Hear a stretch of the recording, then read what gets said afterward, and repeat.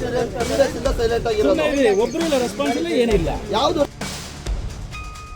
Bus ಡಿಪೋದಲ್ಲಿ BMTC ಚಾಲಕನಿಗೆ ಅಪಘಾತ, ಪರಿಹಾರ ಕೊಡಬೇಕು ಅಂತ ಸಹ ಚಾಲಕರಿಂದ ಪ್ರತಿಭಟನೆ. ಡಿಪೋದಿಂದ ಲೈನ್ ಮೇಲೆ ತೆರಳದೆ ಪ್ರತಿಭಟನೆ. ಸಹ ಚಾಲಕರಿಗೆ ನ್ಯಾಯ ಕೊಡಿಸಲು ನೂರಾರು ಬಸ್ ಚಾಲಕರು, ನಿರ್ವಾಹಕರು ಪ್ರತಿಭಟನೆ. ಕಾಂಟ್ರಾಕ್ಟ್ ಬೇಸ್ ಮೇಲೆ ಕರ್ತವ್ಯ ನಿರ್ವಹಿಸ್ತಾ ಇದ್ದ ಸಿಬ್ಬಂದಿಗಳು. ಅಪಘಾತದ ಪರಿಣಾಮ ಗಂಭೀರವಾಗಿ ಗಾಯಗೊಂಡಿರುವ ಚಾಲಕ ನಾಗರಾಜ್.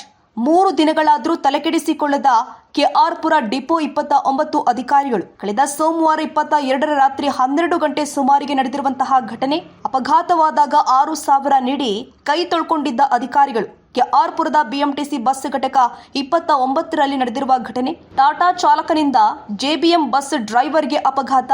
ಚಂದ್ರು ಎಂಬ ಬಸ್ ಡ್ರೈವರ್ನಿಂದ ಅಪಘಾತ ಸಂಭವಿಸಿದೆ. ಬಲಗೈ, ಎಡಗಾಲಿನಲ್ಲಿ ಗಂಭೀರವಾಗಿ ಗಾಯವಾಗಿದೆ. ಸುಮಾರು 6 ಶಸ್ತ್ರಚಿಕಿತ್ಸೆಗಳು ಕೂಡ ನಡೆದಿದೆ. ಟಾಟಾ ಕಂಪನಿಯಿಂದ ಪರಿಹಾರ ಕೊಡಬೇಕು ಅಂತ ಪ್ರತಿಭಟನೆ ಮಾಡಲಾಗಿದೆ. ಅಪಘಾತದಿಂದ 1 ವರ್ಷ ಬೆಡ್ ರೆಸ್ಟ್ ಬೇಕಿದೆ. ಆತನ ಕುಟುಂಬ ನಿರ್ವಹಣೆ ಹೇಗೆ?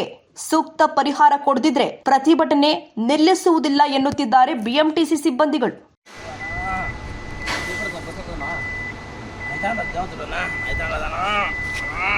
ಜೆಬಿಎಂ ಕಾಂಟ್ರಾಕ್ಟ್ ಮೇಲೆ ಬಿಎಂಟಿಸಿಲಿ ವರ್ಕ್ ಮಾಡ್ತಾ ಇದೀವಿ. ಮೊನ್ನೆ 4 ದಿವಸದಿಂದ ನಮ್ಮ ಸ್ನೇಹಿತರು ನೈಟಲ್ಲಿ ಗಾಡಿ ನಿಲ್ಸ್ಕೊಂಡು ಚಾರ್ಜಿಂಗ್ ಸ್ಟೇಷನಲ್ಲಿ ಅವ್ರು ಕೆಲಸ ಮಾಡ್ತಿದ್ರು. ಅದನ್ನು ಮುಗಿಸ್ಕೊಂಡು ಮಲ್ಕೊಳ್ಳೋಣ ಅಂತ ಹೋಗ್ತಿರ್ಬೇಕಾದ್ರೆ ಇದೇ ಟಾಟಾ ಆರ್ಯ ಒಂದು ಕಾಂಟ್ರಾಕ್ಟು ಬೇಸಿಕ್ ಮೇಲೆ ಆರ್ಯದಲ್ಲಿ ಟಾಟಾ ಗಾಡಿಗಳು ಓಡ್ತವೆ. ಆ ಚಾಲಕ ಒಬ್ಬ ನಿರ್ಲಕ್ಷ್ಯದಿಂದ ನಮ್ಮ ಸ್ನೇಹಿತನಿಗೆ ನಮ್ಮಲ್ಲಿ ಕೆಲಸ ಮಾಡ್ತಿದ್ದಂಥ ನಾಗರಾಜು ಅಂತ ಅವ್ರಿಗೆ ಈ ಥರ ಅನಾಹುತ ಆಗೈತೆ. ಅದಕ್ಕೋಸ್ಕರ ನಾವು ಅವ್ರನ್ನ ಕರ್ಕೊಂಡೋಗಿ ಹಾಸ್ಪಿಟ್ಲಿಗೆ ಸೇರಿಸ್ದು. ನೈಟಲ್ಲೇ ಕರ್ಕೊಂಡು ಹೋದ್ಮೇಲೆ ಅವ್ರಿಗೆ ಬೆಳಗ್ಗೆ ಕೇಳಿ ನಮ್ಗೆ ಹಿಂಗೆ ಆಗೈತೆ, ನಿಮ್ಮ ಗಾಡಿಯಿಂದ ಈ ಥರ ಗೊತ್ತಿದ್ದಾರೆ, ಈ ಥರ ಪರಿಹಾರ ಕೊಡಿ ಅಂತೆಲ್ಲ ಕೇಳ್ತಾನೆ ಇದ್ದೀವಿ. ಅವ್ರು ಯಾವುದೇ ರೆಸ್ಪಾನ್ಸ್ ಮಾಡ್ತಿಲ್ಲ. ಅದಕ್ಕೋಸ್ಕರ ನಮ್ಮ ಚಾಲಕರೆಲ್ಲ ಸೇರಿ ಈ ಒಂದು ಪ್ರತಿಭಟನೆ ಮಾಡ್ತಾಯಿದ್ದೀವಿ ಸರ್. ಅವನಿಗೆ ನಾವು ನಮ್ಮ ಕೈಯಿಂದ ಯಾವ್ದಷ್ಟು ಏನೋ ಒಂದು ಬೇಕೋ ಮಾಡ್ತೀವಿ. ಜಸ್ಟ್ ಅವ್ರ ಕಡೆಯಿಂದ ನಮ್ಮ ಸ್ನೇಹಿತನಿಗೆ ಅವ್ನಿಗೆ ಇನ್ನೂ 1 ವರ್ಷ 2 ವರ್ಷ ಆಗ್ಬೋದು ಅವನು ಕೆಲಸ. ಅದಕ್ಕೋಸ್ಕರ ಅಲ್ಲಿವರೆಗೂ ಅವ್ನಿಗೇನಾದ್ರು ಒಂದು ಪರಿಹಾರ ಮಾಡಿಕೊಡಿ. ಅವನಿಗೂ ತಂದೆ ಇಲ್ಲ, ಫ್ಯಾಮಿಲಿ ತುಂಬ ಬಡತಂದಿಲ್ಲ. ಅವ್ರಿಗೇನಾದ್ರು ಸಹಾಯ ಆಗಲಿ ಅಂತ ಅಂದ್ಕೊಂಡು ನಾವೆಲ್ಲ ಸೇರಿಕೊಂಡು ಈ ಒಂದು ದೃಢ ನಿರ್ಧಾರ ತಗೊಂಡು ಈ ಥರ ಪ್ರತಿಭಟನೆ ಮಾಡ್ತಾ ಇದ್ದೀವಿ ಸರ್. ದೊಡ್ಡ ಮಟ್ಟದಲ್ಲಿ ಆಗೈತೆ ಸರ್. ಏನಾಗಿದೆ ಸರ್? ಫುಲ್ಲು ಕೈಯೆಲ್ಲ ಏನಿಲ್ಲ, ಇದು ಕೈ ಹೈಟ್ ಆಗೈತೆ, ಕಾಲು ಫ್ರ್ಯಾಕ್ಚರ್ ಆಗೈತೆ, ರೈಟ್ ಸೈಡ್ ಕಾಲು ತುಂಬ ಸಣ್ಣ ಪುಟ್ಟ ಹೈಟೆಲ್ಲ ಆಗೈತೆ. ಒಂದು 2 ವರ್ಷ ಬೇಕು ಸರ್ ಅವ್ನು ಚೇತರಿಸ್ಕೊಳ್ಳೋಕ್ಕೆ.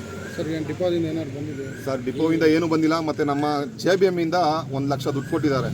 ಅವ್ನು ಮಾಡ್ತಿದ್ದು ಜೆಬಿಎಮ್ಮಿಂದ ಅವ್ರ ಕಡೆಯಿಂದ 1 ಲಕ್ಷ ದುಡ್ಡು ಕೊಟ್ಟಿದ್ದಾರೆ. ಅವ್ರು ಬಂದು ನೋಡ್ಕೊತಿದ್ದಾರೆ. ಇವಾಗ ಹಾಸ್ಪಿಟ್ಲಿಗೆ ಅವ್ರ ಕೈಯಿಂದನೇ ದುಡ್ಡು ಕಟ್ತಿದ್ದಾರೆ, ಜೆಬಿಎಮ್ಮಿಂದನೇ. ಮತ್ತು ನಮ್ಮ ಚಾಲಕರು ಎಲ್ಲ ಸಪೋರ್ಟ್ ಮಾಡಿ ದುಡ್ಡು ಕಟ್ತಿದ್ದಾರೆ. ಈ ಟಾಟಾ ಆರ್ಯದವರು 1 ರೂಪಾಯಿ ನಮಗೆ ಪರಿಹಾರ ಕೊಡ್ತಿಲ್ಲ. ಅವ್ನಿಗೇನೋ ಸಪೋರ್ಟ್ ಮಾಡಿ ಅಂದರೂ ಮಾಡ್ತಿಲ್ಲ. ಅದರಿಂದ ನಾವು ಈ ಪ್ರತಿಭಟನೆ ಮಾಡ್ತೀವಿ. ಹೌದು ಸರ್, ಅವರು ಕಾಂಟ್ರಾಕ್ಟ್ ಎಲ್ಲ ಕಾಂಟ್ರಾಕ್ಟ್ ಬೇಸಿಕ್ ಅಲ್ಲ ಸರ್. ಇಲ್ಲಿರೋ ಡಿಪೋ ಬಸ್ಗಳೆಲ್ಲ ಕಾಂಟ್ರಾಕ್ಟ್ ಬೇಸಿಕ್ ಮೇಲೆ ಸರ್ ವರ್ಕ್ ಮಾಡ್ತಾರೆ ಡ್ರೈವರ್ಗಳು. ಅವರು ಇಲ್ಲ, ನಿಮ್ಗೆ ನಮ್ಮ ಗಾಡಿ ಅಡ್ಡಾಕ್ಬೇಡಿ, ಗಾಡಿ ತೆಗೀರಿ, ನಾವು ಟಾಟಾದವರು ಓಡಿಸ್ತೀವಿ ಗಾಡಿನ ಅಂತಂದರೆ. ನಮಗೆ ಅನಾಹುತ ಮಾಡಿರೋದು ಟಾಟಾ ಗಾಡಿಯವರು ಸರ್. ಟಾಟಾ ಗಾಡಿಯಿಂದ ಅನಾಹುತ ಆಗಿರೋದು. ಇವಾಗ ಗಾಡಿ ಎತ್ರಿ, ತೆಗೀರಿ, ಹಾಗೆ ಹೀಗೆ ಅಂತ ಮಾತಾಡ್ತಿದ್ದಾರೆ sir. BNR public school SSLC ಫಲಿತಾಂಶದಲ್ಲಿ ಭಾವನಾ ಟಿಎಸ್ 625ಕ್ಕೆ 625 ಅಂಕಗಳನ್ನು ಗಳಿಸುವ ಮೂಲಕ ರಾಜ್ಯಕ್ಕೆ ಪ್ರಥಮ ರ್ಯಾಂಕ್ ಪಡೆದ ಶಾಲೆ ಎಂಬ ಹೆಗ್ಗಳಿಕೆಗೆ ಭಾಜನವಾಗಿದೆ.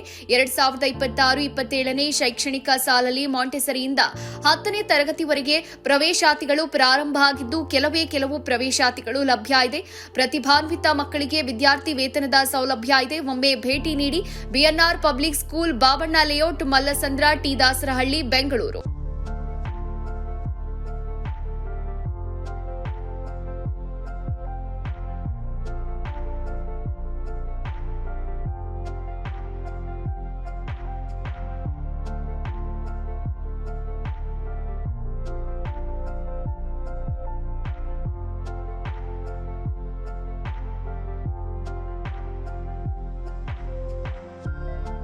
ಶಾಲೆಯ ಪ್ರಮುಖ ಸೌಲಭ್ಯಗಳು ಇಂತಿವೆ: ವಿಶಾಲವಾದ ಆಟದ ಮೈದಾನ, ಡಿಜಿಟಲ್ ತರಗತಿಗಳು, ಎಐ ಮತ್ತು ರೋಬೋಟಿಕ್ಸ್, ಯೋಗ, ಪಾಶ್ಚಿಮಾತ್ಯ ನೃತ್ಯ ಮತ್ತು ಭರತನಾಟ್ಯ ತರಗತಿಗಳು, ಚೆಸ್ ಅಕಾಡೆಮಿ, ಕ್ರಿಕೆಟ್ ಅಕಾಡೆಮಿಯಂತೆ 2024-25ನೇ ಸಾಲಿನ ಎಸ್ಎಸ್ಎಲ್ಸಿ ಪರೀಕ್ಷೆಯ ಫಲಿತಾಂಶದಲ್ಲಿ ರಾಜ್ಯಮಟ್ಟದ 5 ರ್ಯಾಂಕ್ ಪಡೆದಿರುವುದು. ಅದರಲ್ಲಿ ಭಾಸ್ಕರ್ಯನ್ 625ಕ್ಕೆ 622 ಪಡೆದು ರಾಜ್ಯಕ್ಕೆ 4ನೇ ರ್ಯಾಂಕ್ ಗಳಿಸಿರುವುದು ಶ್ಲಾಘನೀಯ. ಮತ್ತು ಗುಜರಾತ್ನಲ್ಲಿ ನಡೆಯುವ ರಾಷ್ಟ್ರಮಟ್ಟದ ಟೈಕ್ವಾಂಡೋ ಸ್ಪರ್ಧೆಗೆ ನಮ್ಮ ಶಾಲೆಯ ಮಕ್ಕಳ ವಿದ್ಯಾರ್ಥಿಗಳಾದ ಸುತನ್, ಶಿವಾನಿ, ಕುಶಿಕಾ ಆಯ್ಕೆಯಾಗಿರುವುದು ಹೆಮ್ಮೆಯ ವಿಷಯ.